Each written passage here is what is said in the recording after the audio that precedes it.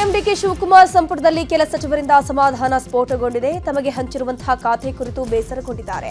ರಾಮಲಿಂಗಾರೆಡ್ಡಿ ಬೆನ್ನಲ್ಲೇ ಈಗ ಕೆಎಚ್ ಮುನಿಯಪ್ಪ ಕೂಡ ಅಸಮಾಧಾನಗೊಂಡಿದ್ದಾರಂತೆ. ತಮಗೆ ನೀಡಿರುವಂತಹ ಆಹಾರ ಇಲಾಖೆಯ ಖಾತೆಯನ್ನ ಬದಲಿಸುವಂತೆ ರಾಹುಲ್ ಗಾಂಧಿಗೆ ಮನವಿ ಮಾಡಿರುವುದಾಗಿ ಹೇಳಿದ್ದಾರೆ. ಬೆಂಗಳೂರಿಗೆ ಆಗಮಿಸಿದ್ದ ರಾಹುಲ್ ಗಾಂಧಿ ಅವರನ್ನ ಭೇಟಿಯಾಗೋಕೆ ಮುನಿಯಪ್ಪ ಏರ್ಪೋರ್ಟ್ನಲ್ಲೇ ಕಾದುಕೊಳ್ತಿದ್ರು. ಈ ವೇಳೆ ಸಚಿವರ ಅಸಮಾಧಾನ ಕುರಿತು ಏರ್ಪೋರ್ಟ್ನಲ್ಲಿ ರಾಹುಲ್ ಗಾಂಧಿಗೆ ಸಿಎಂ ಡಿಕೆ ಶಿವಕುಮಾರ್ ಅವರು ವರದಿಯನ್ನು ನೀಡಿದ್ದಾರೆ. ಕೆಂಪೇಗೌಡ ಏರ್ಪೋರ್ಟ್ನಲ್ಲಿ ಮಾತನಾಡಿದ ಮುನಿಯಪ್ಪ, ಖಾತೆ ಬದಲಾವಣೆ ಬಗ್ಗೆ ರಾಹುಲ್ ಗಾಂಧಿಗೆ ಮನವಿಯನ್ನ ಮಾಡಿಕೊಂಡಿದ್ದೀನಿ. ಹೈಕಮಾಂಡ್ ಹೇಳಿದಂತೆ ನಾನು ನಡ್ಕೊಳ್ತೀನಿ. ನಾನು ಕಾಂಗ್ರೆಸ್ ಪಕ್ಷದ ಶಿಸ್ತಿನ ಸಿಪಾಯಿ ಇದ್ದಂತೆ ಅಂತ ಹೇಳಿದ್ರು. ಸ್ವೀಕಾರ ಮಾಡಿದ್ದೀನಿ, ನಿನ್ನೆನೆ ಮೀಟಿಂಗ್ ಮಾಡಿದ್ದೀನಿ, ನಿನ್ನೆನೆ ಅಧಿಕಾರ ಸ್ವೀಕಾರ ಮಾಡಿದ್ದೀನಿ. ಕೆಲಸ ಶುರುವಾಗಿದೆ. ಹೈಕಮಾಂಡ್ ಹೇಳಿದ್ದೆ ಮಾಡ್ತಾ ಇರ್ತೀನಿ. ಮುಂದೆ ಅವರು ಏನು ಮಾಡ್ತಾರೋ ಅದಕ್ಕೆ ನಾನು ಅಪೀಲ್ ಮಾಡಿದ್ದೀನಿ. ನಾನು ಸೀನಿಯರ್ ಇದ್ದೀನಿ. ನನಗೆ ಒಂದು ಬಡವರಿಗೆ ಕೆಲಸ ಮಾಡೋದು ಕೊಡಬೇಕು ಅಂತ ಕೇಳಿದ್ದೀನಿ. ರಾಹುಲ್ ಗಾಂಧಿಗೆ ಹೇಳಿದ್ದೀನಿ, ACC ಅಧ್ಯಕ್ಷರಿಗೆ ಹೇಳಿದ್ದೀನಿ, ಮತ್ತು ನಮ್ಮ ಮುಖ್ಯಮಂತ್ರಿಗಳಿಗೆ ಹೇಳಿದ್ದೀನಿ, ಹರಿಪ್ರಸಾದ್ ಅವ್ರಿಗೂ ಹೇಳಿದ್ದೀನಿ. ಸಿಪಾಯಿ ಅವ್ರು ಏನು ಹೇಳಿದ್ರೆ ಅದು ಕೆಲಸ ಮಾಡ್ಕೊಂಡು ಹೋಗುತ್ತೆ. ನೆನ್ನೆನೆ ಕೆಲಸ ಶುರು ಮಾಡಿ ಖಾತೆ ಬದಲಾಯಿಸಬೇಕು. ಅದು ಏನು ತೀರ್ಮಾನ ತಗೊಳ್ತಾರೋ ಅವ್ರಿಗೆ ಬಿಟ್ಟಿದ್ದು, ಅಂದೇ ಇಟ್ಟಿದ್ದೀನಿ. ಸರ್, ಈಗ ಸಮಾಜ ಕಲ್ಯಾಣ ಖಾತೆ ಬಗ್ಗೆ ನಾವು ಹೆಚ್ಚು ಒಲವು ತೋರಿಸಿದ್ವಿ. ಯಾವ ಖಾತೆ ಕೊಟ್ಟರು ಕೆಲಸ ಮಾಡ್ತೀನಿ. ಅವರು ಹೈಕಮಾಂಡ್ಗೆ ಬಿಟ್ಟಿದ್ದು. ನಿನ್ನೆ ಕೆಲಸ ಶುರು ಮಾಡಿದ್ದೀನಿ. Thank you. ಅವರು ನಾಯಕರಿದ್ದಾರೆ, ಅವ್ರನ್ನ ಭೇಟಿಯಾಗಿ ಬಂದಿದ್ದೀವಿ. ಬೆಂಗಳೂರು ನಗರಾಭಿವೃದ್ಧಿ ಖಾತೆಗೆ ಕೃಷ್ಣ ಭೈರೇಗೌಡ ಅಸಮಾಧಾನ ವ್ಯಕ್ತಪಡಿಸಿದ್ದಾರೆ. ಬೆಂಗಳೂರು ನಗರಾಭಿವೃದ್ಧಿ ಖಾತೆಯಲ್ಲಿ ಬಿಡಿಎ ಬಿಎಂಆರ್ಡಿ ಸೇರ್ಪಡೆ ಮಾಡದಿದ್ದಕ್ಕೆ ಅಸಮಾಧಾನಗೊಂಡಿದ್ದಾರೆ.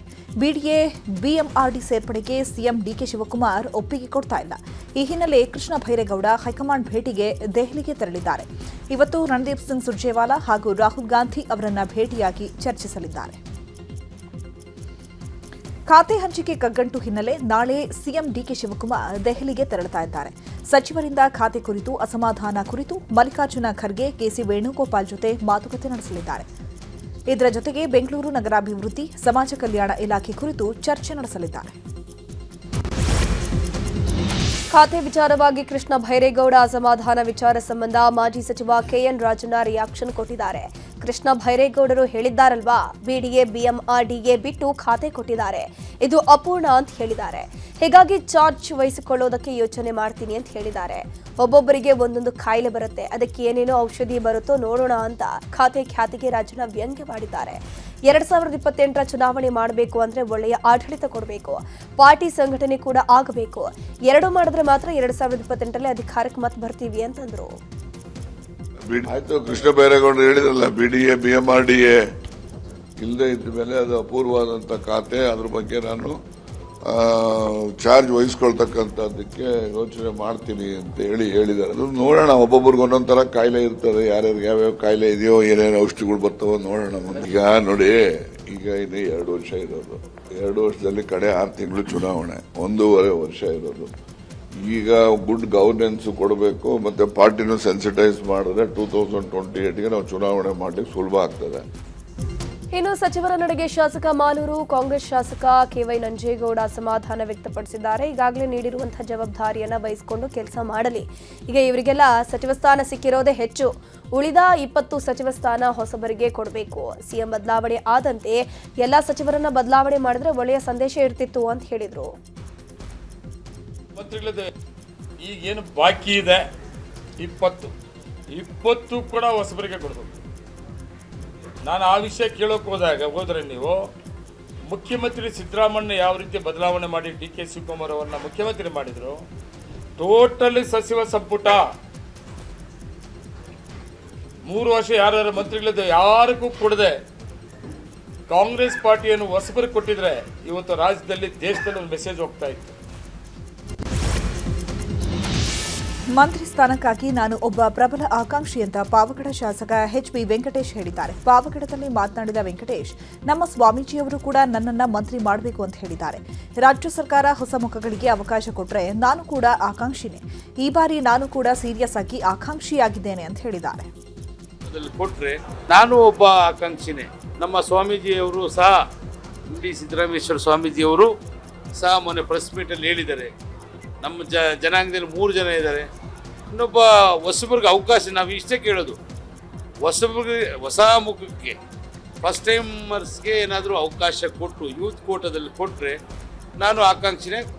ಈ ಬಾರಿ ಸೀರಿಯಸ್ ಆಗಿ ನಾನು ಆಕಾಂಕ್ಷಿ ಇದ್ದೀನಿ. ಕೊಪ್ಪಳದಲ್ಲಿ ಶಾಸಕ ರಾಘವೇಂದ್ರ ಹಿಟ್ನಾಳ್ ಕೂಡ ಮಂತ್ರಿಗಿರಿಗಾಗಿ ಲಾಬಿ ಮಾಡ್ತಿದ್ದಾರೆ. ನಾಳೆ ಮಾಜಿ ಸಿಎಂ ಸಿದ್ದರಾಮಯ್ಯ ಅವರನ್ನ ಕುರುಬ ಸಮಾಜದ ಮುಖಂಡರು ಭೇಟಿಯಾಗಲಿದ್ದು ಹಿಟ್ನಾಳ್ಗೆ ಸಚಿವ ಸ್ಥಾನ ಕೊಡಿಸುವಂತೆ ಮನವಿ ಮಾಡಲಿದ್ದಾರೆ. ಈ ಕುರಿತು ಸಭೆ ಮಾಡಿರುವ ರಾಘವೇಂದ್ರ ಹಿಟ್ನಾಳ್ ಉತ್ತರ ಕರ್ನಾಟಕದ ಹಾಲುಮತ ಸಮಾಜ ಒಗ್ಗಟ್ಟಾಗಿ ಎಂಎಲ್ಸಿ ಜಿಲ್ಲಾ ಪಂಚಾಯತ್ ಸ್ಥಾನಗಳನ್ನು ಕೇಳಬೇಕು, ಒಗ್ಗಟ್ಟಿನ ಪ್ರದರ್ಶನ ಮಾಡೋಣ ಅಂತ ಹೇಳಿದ್ದಾರೆ. ಇಬ್ಬರು ಸಮಾಜದಲ್ಲಿ ಸಚಿವರನ್ನು ಕೂಡ ಮಾಡಿದ್ದಾರೆ. ಡಾಕ್ಟರ್ ಯತೀಂದ್ರ ಅವ್ರನ್ನ ನಾನು ಮನವಿ ಮಾಡಿದೆ, ನೀವು ಉಪಮುಖ್ಯಮಂತ್ರಿ ಮಾಡಲೇಬೇಕು ಡಾಕ್ಟರ್ ಯತೀಂದ್ರ ಅವ್ರನ್ನ, ಯಾಕಂದ್ರೆ ನಮಗೆ ಮುಂದೆ ಒಂದು ಶಕ್ತಿ ಇರ್ತದೆ, ನಾವು ಮತ್ತೆ ಮುಂದೆ ಸಂಘಟನೆ ಮಾಡ್ತೀವಿ ಅಂತಕ್ಕಂಥ ಮಾತನ್ನು ಹೇಳಿ. ಇದು ಯಾವುದೇ ಒಂದು ಕಾರಣದಿಂದ ಸಾಹೇಬರು ಬೇಡ, ಒಂದು ಮಾಡಿದ್ರೆ 5 ಜನ ಮಾಡಬೇಕು, ಎಲ್ಲ ಕಮ್ಯುನಿಟಿಯವರು ಕೇಳ್ತವ್ರೆ. 2 ಸಚಿವ ಸ್ಥಾನ ಈಗಾಗಲೇ ಕೊಟ್ಟಿದ್ದಾರೆ. 3ನೇ ಸಚಿವ ಸ್ಥಾನಕ್ಕೆ ಇವತ್ತು ನಾವೇನು ಅವರ ಮನಸ್ಸನ್ನ ಗೆಲ್ಲಬೇಕಾಗಿದೆ ಆ ರೀತಿಯಲ್ಲಿ ಮಾತನಾಡ್ತಕ್ಕಂಥ. ಯಾದಗಿರಿಯಲ್ಲಿ ಮಾಜಿ ಸಚಿವ ಜಮೀರ್ ಅಹಮದ್ ಖಾನ್ ಪರವಾಗಿ ಮುಸ್ಲಿಂ ಸಮುದಾಯದ ಒಕ್ಕೂಟ ಪ್ರತಿಭಟನೆ ಮಾಡಿದೆ. ಜಮೀರ್ಗೆ ಸಚಿವ ಸ್ಥಾನ ಹಾಗೂ ಡಿಸಿಎಂ ಸ್ಥಾನ ನೀಡುವಂತೆ ಆಗ್ರಹಿಸಿ ಪ್ರತಿಭಟನೆ ನಡೆಸಿದ್ದಾರೆ. ಯಾದಗಿರಿ ನಗರದ ಗಾಂಧಿ ವೃತ್ತದಲ್ಲಿ ಪ್ರತಿಭಟನೆ ನಡೆಸಲಾಯಿತು. ಸಚಿವ ಸ್ಥಾನ ಕೊಡದಿದ್ದರೆ ಮುಂಬರುವ ಚುನಾವಣೆಗಳಲ್ಲಿ ಅದರ ಪರಿಣಾಮ ಎದುರಿಸುವ ಎಚ್ಚರಿಕೆಯನ್ನು ನೀಡಿದ್ದಾರೆ.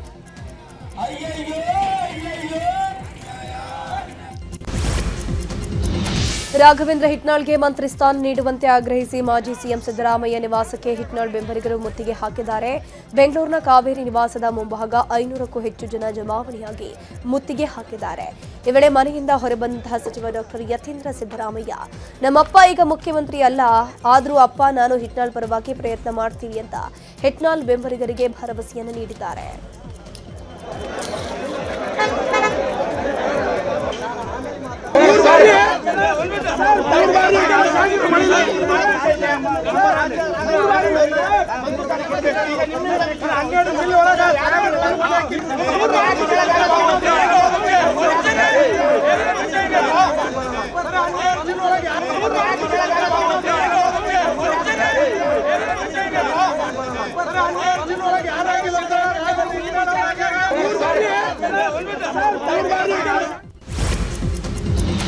ಮಾಜಿ ಪ್ರಧಾನಿ ಎಚ್ಡಿ ದೇವೇಗೌಡರನ್ನ ಬಿಜೆಪಿ ಕಡೆಗಣನೆ ಮಾಡಿದೆ ಎಂದ ಕಾಂಗ್ರೆಸ್ ನಾಯಕರಿಗೆ ಬಿಜೆಪಿ ರಾಜ್ಯಾಧ್ಯಕ್ಷ ಬಿವೈ ವಿಜಯೇಂದ್ರ ತಿರುಗೇಟು ಕೊಟ್ಟಿದ್ದಾರೆ. ದೇವೇಗೌಡರ ಕುರಿತು ಮೊಸಳೆ ಕಣ್ಣೀರು ಸುರಿಸುವ ಅವಶ್ಯಕತೆ ಇಲ್ಲ.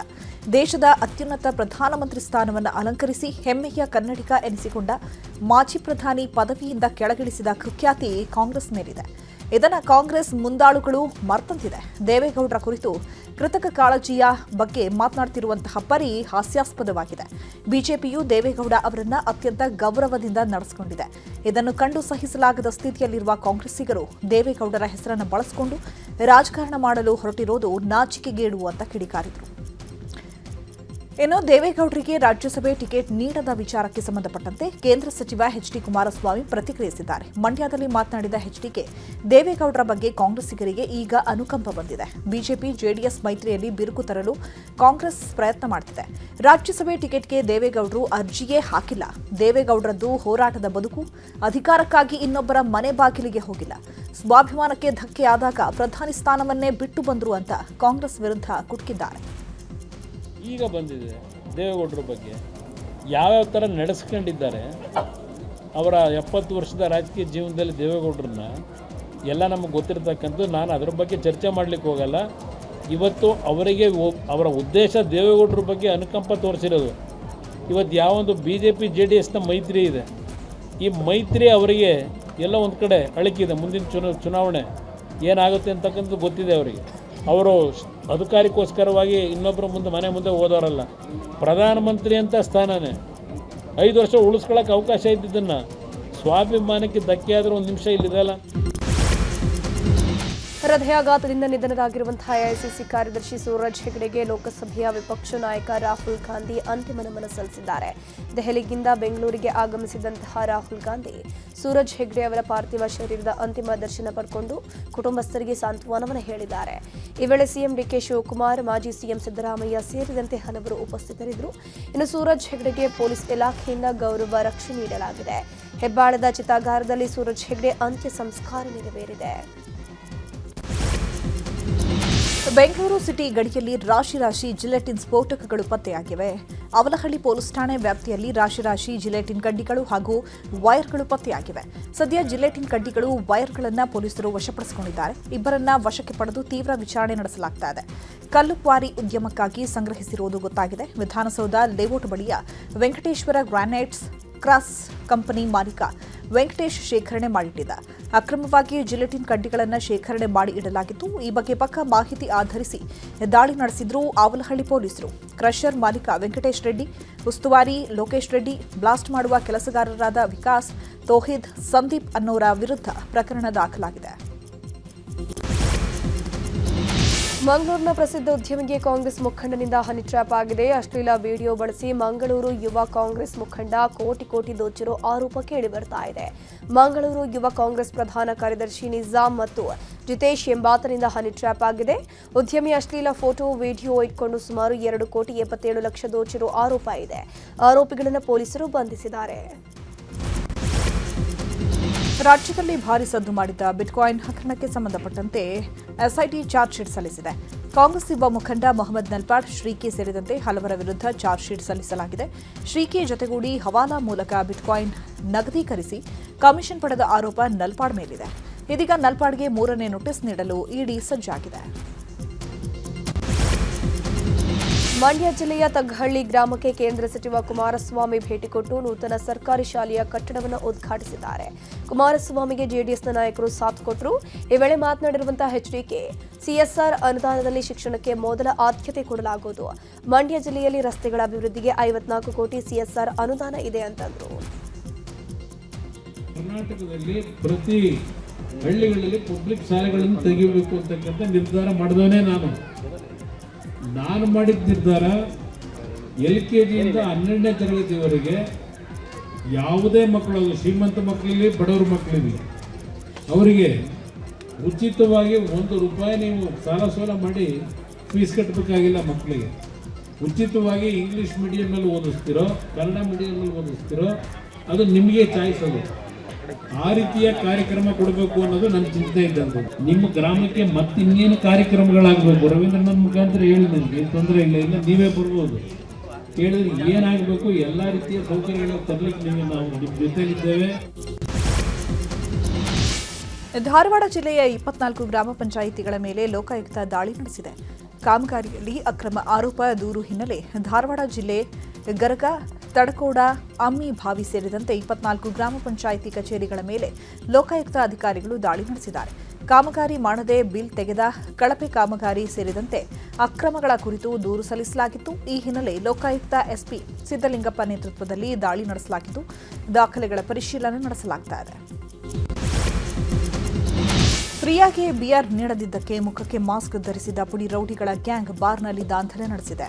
ಕೋಲಾರ ಜಿಲ್ಲೆಯ ಮಾಲೂರು ತಾಲೂಕಿನ ತೊರಲಕ್ಕಿ ಗ್ರಾಮದ HK ಬಾರ್ನಲ್ಲಿ ಈ ಘಟನೆ ನಡೆದಿದೆ. ಕೊಲೆ ಆರೋಪಿಗಳಾದ ಪ್ರತಾಪ್ ಹಾಗೂ ಮುರುಗೇಶ್ ಅನ್ನೋರ ಗ್ಯಾಂಗ್ ಬಾರ್ಗೆ ನುಗ್ಗಿ ಬಿಯರ್ ಬಾಟಲ್ಗಳನ್ನು ಪುಡಿ ಮಾಡಿದ್ದಾರೆ. ಬಾರ್ ಕ್ಯಾಷಿಯರ್ ವರುಣ್ ಮೇಲೆ ಹಲ್ಲೆ ಮಾಡಿದ್ದಾರೆ. ಈ ಸಂಬಂಧ ಮಾಸ್ತಿ ಪೊಲೀಸ್ ಠಾಣೆಯಲ್ಲಿ ಪ್ರಕರಣ ದಾಖಲಾಗಿದೆ.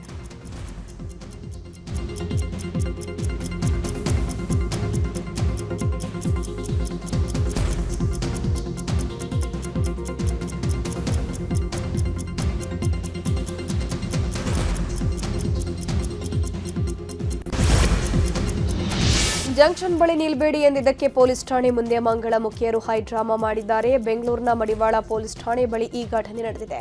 ರಸ್ತೆ ಮಧ್ಯೆ ನಿಂತು ಪೊಲೀಸರ ಜೊತೆಗೆ ಮಂಗಳ ಮುಖಿಯರು ವಾಗ್ವಾದ ನಡೆಸಿದ್ದಾರೆ. ನಿನ್ನೆ ರಾತ್ರಿ ಮಡಿವಾಳ ಜಂಕ್ಷನ್ ಬಳಿ ಜನರ ಬಳಿ ಮಂಗಳ ಮುಖಿಯರು ಕಲೆಕ್ಷನ್ ಮಾಡ್ತಾ ಇದ್ರು. ಈ ಬಗ್ಗೆ ತೊಂದರೆ ಆಗ್ತಿದೆ ಅಂತ ಮಡಿವಾಳ ಪೊಲೀಸರಿಗೆ ಬರುವ ವ್ಯಕ್ತಿ ದೂರನ್ನು ಕೊಟ್ಟಿದ್ದ. ದೂರಿನ ಹಿನ್ನೆಲೆ ಸ್ಥಳಕ್ಕೆ ಬಂದ ಪೊಲೀಸರ ಜೊತೆಗೆ ಮಂಗಳ ಮುಖಿಯರು ಗಲಾಟೆಯನ್ನು ಮಾಡಿದ್ದಾರೆ.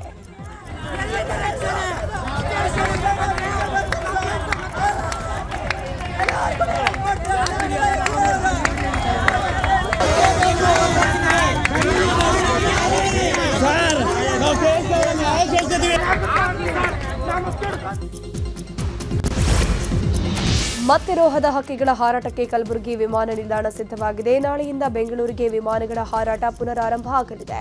ಕಳೆದ 8 ತಿಂಗಳಿಂದ ಕಲಬುರಗಿ ಬೆಂಗಳೂರು ನಡುವಿನ ವಿಮಾನಯಾನ ಸ್ಥಗಿತಗೊಳಿಸಲಾಗಿತ್ತು. ರಾಜ್ಯ ಸರ್ಕಾರ ಆರ್ಥಿಕ ನೆರವು ನೀಡಿದ ಹಿನ್ನೆಲೆಯಲ್ಲಿ ಸ್ಟಾರ್ ಏರ್ ಸಂಸ್ಥೆಯಿಂದ ಸೇವೆ ನೀಡಿಸಲಾಗಿತ್ತು. ನಾಳೆಯಿಂದ ಕಲಬುರಗಿಯಿಂದ ಬೆಂಗಳೂರಿಗೆ ವಿಮಾನಗಳು ಹಾರಾಟವನ್ನು ನಡೆಸಲಿವೆ.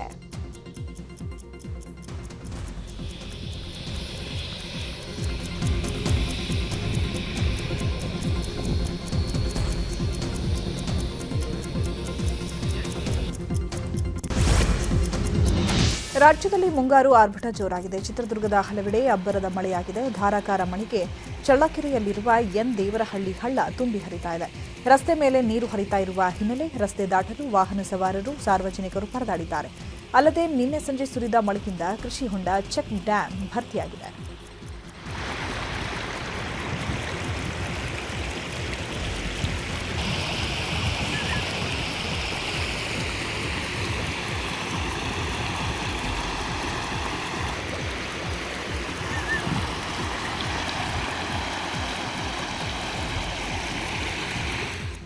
ಹಾವೇರಿ ಜಿಲ್ಲೆಯ ರಟ್ಟಿಹಳ್ಳಿ ಭಾಗದಲ್ಲಿ ವರುಣನ ಅಬ್ಬರ ಜೋರಾಗಿದೆ. ಮಳೆಯಿಂದಾಗಿ ರಸ್ತೆಗಳಲ್ಲಿ ನೀರು ಹರಿದ ಪರಿಣಾಮ ಜನಜೀವನ ಅಸ್ತವ್ಯಸ್ತವಾಗಿದೆ.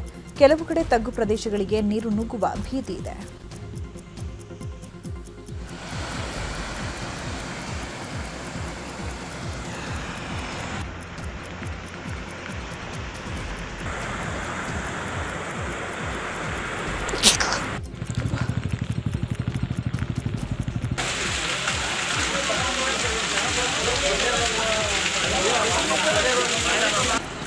ಇನ್ನು ಉತ್ತರ ಕನ್ನಡ ಜಿಲ್ಲೆಯಲ್ಲಿ 2 ದಿನ ಮಳೆಯಾಗಲಿದ್ದು ರೆಡ್ ಅಲರ್ಟ್ ಘೋಷಣೆ ಮಾಡಲಾಗಿದೆ. ನಿನ್ನೆಯಿಂದ ಭಟ್ಕಳ, ಹೊನ್ನಾವರ ಭಾಗದಲ್ಲಿ ಭಾರೀ ಮಳೆಯಾಗ್ತಾ ಇದ್ದು ಮಾರ್ಕೆಟ್ ರಸ್ತೆಗಳೆಲ್ಲ ಜಲಾವೃತವಾಗಿವೆ. ಮೀನುಗಾರರು ಮತ್ತು ಪ್ರವಾಸಿಗರು ಕಡಲಿಗೆ ಇಳಿಯದಂತೆ ಎಚ್ಚರಿಕೆ ನೀಡಲಾಗಿದೆ.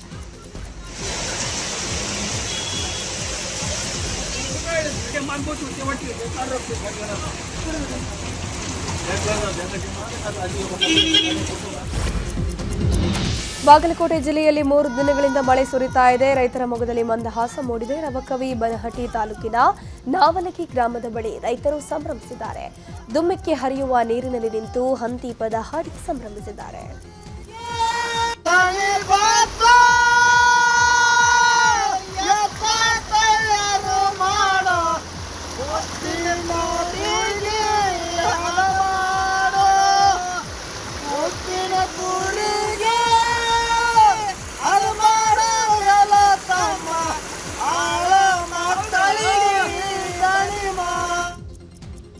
ಬೆಳಗಾವಿಯ ಬೈಲಹೊಂಗಲ ಪಟ್ಟಣದಲ್ಲಿ ಮಳೆಯಾಗಿ 1 ದಿನ ಕಳೆದರೂ ಇನ್ನೂ ಕೂಡ ನೀರು ಕಡಿಮೆಯಾಗಿಲ್ಲ. ಎಪಿಎಂಸಿ ರಸ್ತೆಯಲ್ಲಿರುವ 5 ಅಂಗಡಿಗಳಿಗೆ ನೀರು ನುಗ್ಗಿದೆ.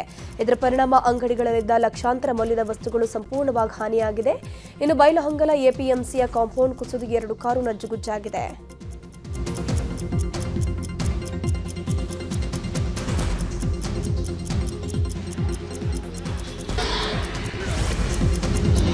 ಕೊಟ್ಟಿಯೂರು ದೇಗುಲದಲ್ಲಿ ಬಾವಲಿಕಟ್ಟು ವಿವಾದ ತೀವ್ರ ಸ್ವರೂಪ ಪಡೆದುಕೊಂಡಿದೆ. ಬಾವಲಿ ನದಿಗೆ ಕಲ್ಲಿಟ್ಟು ಮುಸ್ಲಿಂ ಮುಖಂಡ, ಸುಳ್ಯದ ಕಾಂಗ್ರೆಸ್ ಮುಖಂಡ ಶಾಹಿದ್ ತೆಕ್ಕಲ್ನಿಂದ ವಿವಾದ ಉಂಟಾಗಿದೆ. ಕೆಪಿಸಿಸಿ ಪದಾಧಿಕಾರಿಯಾಗಿರುವ ಶಾಹಿದ್ ತೆಕ್ಕಿಲ್ ವರ್ಷದಲ್ಲಿ 1 ತಿಂಗಳಷ್ಟೇ ಕೊಟ್ಟಿಯೂರು ಶಿವ ದರ್ಶನ ಮಾಡಲಿದ್ದಾರೆ. ಜಾತ್ರೆಗೂ ಮುನ್ನ ಬಾವಲಿ ನದಿಯಲ್ಲಿ ಕಲ್ಲಿಟ್ಟು ಗೊಂದಲ ಉಂಟು ಮಾಡಿದ್ರು. ಈ ಹಿಂದೆ ಮುಸ್ಲಿಮರಿಂದ ಕಲ್ಲಿಡುವ ಸಂಪ್ರದಾಯ ಇತ್ತೆಂದು ವಾದ ಮಾಡಿದ್ರು. ನಂತರದಲ್ಲಿ ಕಲ್ಲಿಡುವ ಸಂಪ್ರದಾಯ ನಿಂತಿತ್ತು ಅಂತ ವಾದಿಸಿದ್ರು. ಈಗ ಮತ್ತೆ ಸಂಪ್ರದಾಯ ಮುಂದುವರೆಸಿದ್ದೇವೆ ಅಂತ ಶಾಹಿದ್ ತೆಕ್ಕಿಲ್ ಹೇಳಿದ್ದು, ಶಾಹಿದ್ ನಡೆಗೆ ದೇಗುಲ ಮಂಡಳಿ, ಹಿಂದೂ ಪರ നായകರು ಕಿಡಿಕಾರಿದ್ದಾರೆ.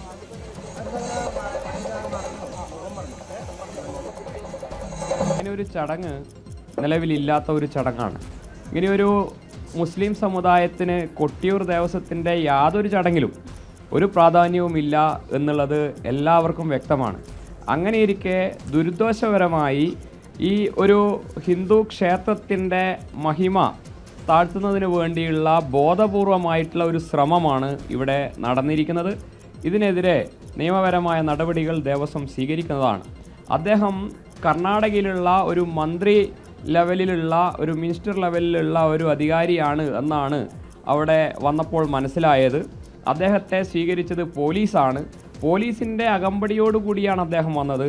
ദേവസ്വത്തിൻ്റെ യാതൊരു പ്രതിനിധികളും അദ്ദേഹത്തെ സ്വീകരിച്ചിട്ടില്ല. അദ്ദേഹം വന്നത് എന്തിനാണ് എന്നുള്ള കാര്യം മറച്ചു വെച്ചുകൊണ്ട് ഒരു മനഃപൂർവ്വം ഒരു ശ്രദ്ധ തിരിച്ചുകൊണ്ട് അവർ നമ്മുടെ പുഴയിൽ പോവുകയും ആ പുഴയിൽ 2 കല്ലെടുത്ത് വെക്കുകയാണ് ചെയ്തത്. ആ 2 കല്ലെടുത്ത് വെച്ചതിൻ്റെ ഉദ്ദേശം എന്താണെന്ന് അറിയില്ല. അങ്ങനെ 3-4 പേര് ಅತ್ತೇನೆ ಅಳಿಯ ಮದುವೆಯಾಗಿರುವ ವಿಚಿತ್ರ ಘಟನೆ ಉತ್ತರ ಪ್ರದೇಶದ ಕಾನ್ಪುರದ ದೇಹತ್ನಲ್ಲಿ ನಡೆದಿದೆ. ವ್ಯಕ್ತಿಯೊಬ್ಬ ತನ್ನ ಹೆಂಡತಿಗೆ ಡಿವೋರ್ಸ್ ಕೊಟ್ಟು ಹೆಂಡತಿಯ ಅಮ್ಮನನ್ನೇ ಮದುವೆಯಾಗಿದ್ದಾನೆ. ಸ್ವಂತ ಅತ್ತೆಯನ್ನೇ ಕೋರ್ಟ್ನಲ್ಲಿ ಮದುವೆಯಾಗಿರುವ ವಿಡಿಯೋ ಸೋಷಿಯಲ್ ಮೀಡಿಯಾದಲ್ಲಿ ವೈರಲ್ ಆಗಿದೆ.